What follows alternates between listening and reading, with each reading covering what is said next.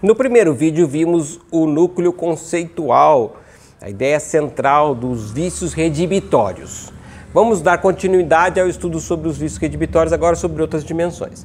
Primeiro perceber o seguinte, o primeiro ponto que eu queria eles perceber é o seguinte, que apesar de nós já nos termos focado no artigo 441 do Código Civil, porque ali nós temos a ideia central dos vícios redibitórios, é importante também saber que nosso ordenamento jurídico invoca esse instituto, o Instituto dos Vícios Redibitórios, em vários outros cantos, em vários outros momentos no nosso sistema jurídico, invoca a possibilidade de utilizar os vícios redibitórios. Vou lhes dar exemplos, né? A Lei de Locação Urbana, a Lei 8.245 de 91, fala explicitamente dos vícios redibitórios no artigo 22, dizendo que o locador é obrigado a responder pelos vícios e defeitos anteriores à locação. Então, o vício redibitório de um imóvel locado, ele de fato responde o locador por eles. Na locação rural, da mesma forma, a Lei 4.504 de 64 fala no artigo 95 que deve também o arrendamento rural observar esse princípio. Artigo 95, inciso 10º. O arrendatário não responderá por qualquer deterioração ou prejuízo a que não tiver dado causa. Então, responde por aqueles que ele deu causa. Então, aqueles vícios que estão presentes na relação de arrendamento rural, o vício presente no bem imóvel rural, de fins rurais, também responde o arrendatário pelo vício oculto. Na locação de coisas, então veja só para dar o universo das locações, hein? Na locação de coisas, o artigo 568 do nosso Código Civil também diz que o locador de coisas tem que resgatar o locatário dos embaraços e turbações de terceiros. Então, todos os embaraços e turbações de terceiros são resgatados pelo locador. Quer dizer, tem que proteger o locador, tem que proteger o locatário. E também diz, depois, no mesmo artigo 568, e que o locador responderá pelos vícios e defeitos anteriores à locação. Então, os defeitos e vícios de locação são, assim, protegidos. O mesmo acontece, não quero ficar enfadonho nessas repetições, mas pelo menos elencar, nos contratos de empreitada. O Código Civil, no artigo 618, também invoca explicitamente que nos contratos de empreitada, o empreiteiro responderá pela idoneidade dos bens da construção e responde por qualquer vício que está ali presente. Então, no contrato de empreitada é presente essa doutrina. Ou seja, há outras passagens do nosso sistema normativo que invocam também o vício redibitório. Mas eu queria destacar duas que desinvocam, né? Por exemplo, assim, raciocínio só para invertido, né? Que dizem que não pode se utilizar o vício redibitório. Explicitamente, o artigo 503, quando vai tratar das coisas vendidas conjuntamente, então naquelas venda de coisas, de vários objetos conjuntamente vendidos, o defeito oculto de uma não autoriza a rejeição de todas. Então, não afeta a relação jurídica contratual. No mínimo, pode ter algum abatimento, pode ter alguma discussão sobre uma indenização, mas não afeta a relação jurídica contratual. Artigo 503. Nas coisas vendidas conjuntamente, o defeito de uma não autoriza a rejeição de todas. Embora tenha que se fazer a ressalva de que às vezes, isso não pode ser avaliado só quantitativamente, né? Atingiu 1, 2, 3 ou 10 em um conjunto de 1000 objetos. Não é uma questão só quantitativa, também qualitativa. E aí, a jurisprudência do STJ também desceu nesse tipo de análise. Era num contrato, um caso concreto que chega no STJ, que estava se discutindo o defeito oculto de sapatos femininos, em que tinha um defeito no salto e que quebrava o salto, num objeto, numa perspectiva assim pequena, quer dizer, eram 6 ou 7 defeitos identificados em indivíduos, né, sapatos concretos, 6 ou 7 sapatos tinham esse defeito, em um conjunto lá de 100 sapatos. Mesmo assim, o STJ entendeu que estava afetado o todo, ou seja, às vezes o defeito de indivíduos, né, de um conjunto, afetam o todo. Então é preciso verificar em cada caso, em cada negócio, se há uma contaminação da imagem do próprio negócio, de todo o processo do negócio. O recurso especial 991-137, 991-317 do STJ discute explicitamente isso, quando que o defeito de alguns indivíduos atingem o todo. Então, o nosso código diz que o defeito de um indivíduo não afeta a relação contratual de todos os objetos, não atinge, o vício retibitório não se propaga para os outros, mas em alguns casos sim daria chance à rescisão contratual por causa dessa avaliação qualitativa. O segundo dispositivo de inaplicabilidade, que também é muito relevante, é o 552, que coloca que diante da doação, não a doação pura, a doação efetivamente não acompanhada de encargos, né, a doação pura, a doação que é liberalidade, não se atinge os vícios redibitórios, os direitos de redibir, pedir indenização, diminuir valor, não houve pagamento de preço, então não poderia ter, mas já por lógica, a diminuição do valor, mas o donatário não tem o direito de redibir e pedir recompensação, indenização. Então, o doador, 552, não é obrigado a pagar juros moratórios, nem está sujeito às consequências da evicção e do vício redibitório. Agora, observem só com cuidado isso, a doação tem que ser pura, porque se a doação for remuneratória, se a doação for compensando por um serviço prestado, se a doação tiver encargos, aí sim o vício redibitório pode ser invocado. Então, a transferência de coisa gratuita, de bem com defeito grave, assim, ela não traz, mesmo que o defeito oculto se revele depois e seja grave, não traz consequências se a doação é pura. Também não posso confundir nesse caso, só fazendo um alerta, com a doação de bens, né, ou a transferência de qualquer bens que tenha um defeito grave que coloque em risco alguém. Né? O defeito é tão grave que pode pode causar dano a alguém, coloca em risco de dano. Nestes casos, nós podemos tirar do bolso uma outra discussão, que é a discussão da prática de teoria geral dos atos ilícitos. Ninguém pode provocar ou colocar os outros em risco. Então não precisa do vício redibitório nessas circunstâncias. Nas circunstâncias de que se faça doação ou se faça a alienação de um bem que possa causar dano a outrem, nesses casos, na verdade, eu tenho a teoria geral do ato ilícito para resolver, eu não preciso do vício redibitório, e é melhor ir pela teoria geral do ato ilícito, que torna muito mais grave o ato de transferir esse bem que pode causar dano. Mas, visto então, o nosso ordenamento jurídico invoca o vício redibitório em outras disposições. Desinvoca, essa expressão que eu usei aqui, desinvoca em duas circunstâncias concretas, né? Na questão da venda conjunta e na questão da doação pura. Mas há uma questão muito delicada, que assim, há uma divisão doutrinária, particularmente eu tenho opinião, mas contar a divisão doutrinária, que é a possibilidade de invocar ou não invocar vício redibitório em bens adquiridos em praça pública, em asta pública. Por que há uma discussão sobre isso? Vejam, gente. Foquem atenção comigo. O Código Civil de 1916, o antigo Código Civil, tinha previsão expressa de que a coisa vendida em praça pública não cabia ação redibitória. Não cabia, então, a invocação dos vícios redibitórios. O Código Civil de 2002, já no artigo 447, ele fala que nos contratos onerosos o alienante responde pela evicção e diz que subsiste essa garantia ainda que a aquisição se tenha dado em praça pública.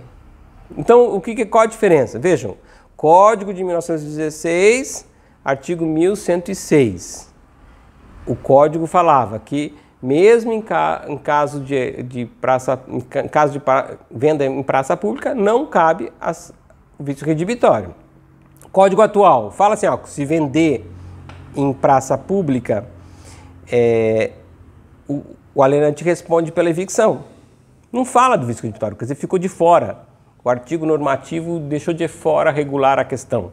Não está regulado pelo Código Civil, então se pode ou não pode ser utilizado, os vícios serem utilizados a discussão sobre o vício redibitório de um bem adquirido em praça pública. Então, aí há uma divisão, tem gente que diz que é aplicável, que diz que não é aplicável, inclusive a divisão com relação à consequência.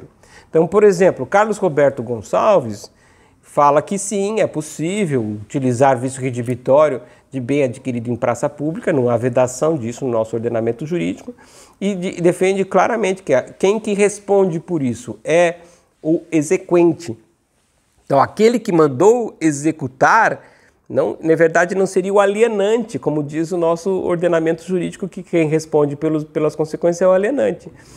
Aí o alienante, ele não é alienante, quem foi o alienante viraria o exequente e se subrogaria na função de alienante, porque como houve a expropriação para crédito seu, e ele que leva a praça pública para satisfazer o seu crédito, o exequente vira o alienante. Então o exequente responderá por consequências da evicção.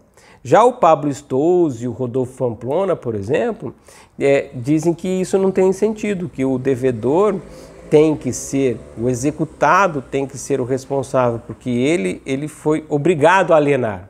Então ele seria o alienante e ele que tem que responder pela consequência. Só seria, segundo o Pablo e o Rodolfo, seriam responsáveis os exequentes pelas consequências da evicção se nós estivéssemos diante do quadro de má-fé do exequente. Aí sim, então dá uma solução diversa. Agora, aí se a gente vai para o Araquém de Assis, vai para o Humberto Teodoro Júnior, ainda há uma outra discussão, a invocação da responsabilidade solidária do Estado. O Estado que colabora no processo de execução para que haja a alienação do bem que depois poderia estar sujeito à evicção. Então, o Estado responderia solidariamente por eventuais consequências da evicção. Então vejam que os autores divergem bastante com relação a... focam muito na evicção, mas isso tudo se aplica também à ideia dos vícios redibitórios. Eles divergem muito quanto a quem responde pelas consequências, mas a grande maioria dos autores entende sim que cabe discussão de vício redibitório porque não há impeditivo normativo como existia antes. Até por uma interpretação histórica, se no Código Civil antes se proibia e hoje não se proíbe mais, quer dizer que significa que pode sim o vício redibitório estar diante de bens vendidos em praça pública. Isso é muito importante para que a gente compreenda este raciocínio.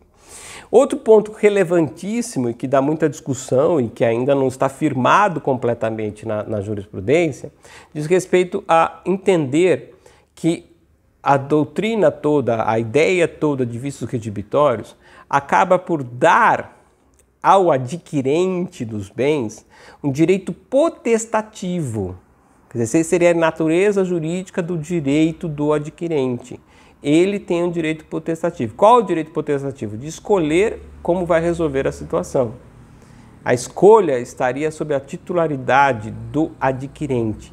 Artigo 442 do Código Civil fala assim: em vez de rejeitar a coisa redibindo o contrato, ou seja, rejeita a coisa, devolve o contrato, e aí vamos reconstituir o estado anterior, né? Devolve o preço, devolve o bem, devolve o preço, então reconstitui o estado anterior, pode o adquirente reclamar abatimento de preço.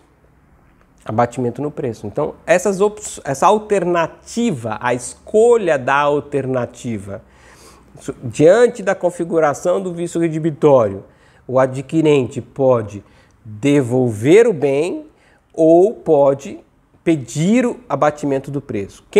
A quem cabe esta escolha? Ao adquirente. O que significaria, primeiro, que é uma mudança da regra geral, das questões das obrigações alternativas.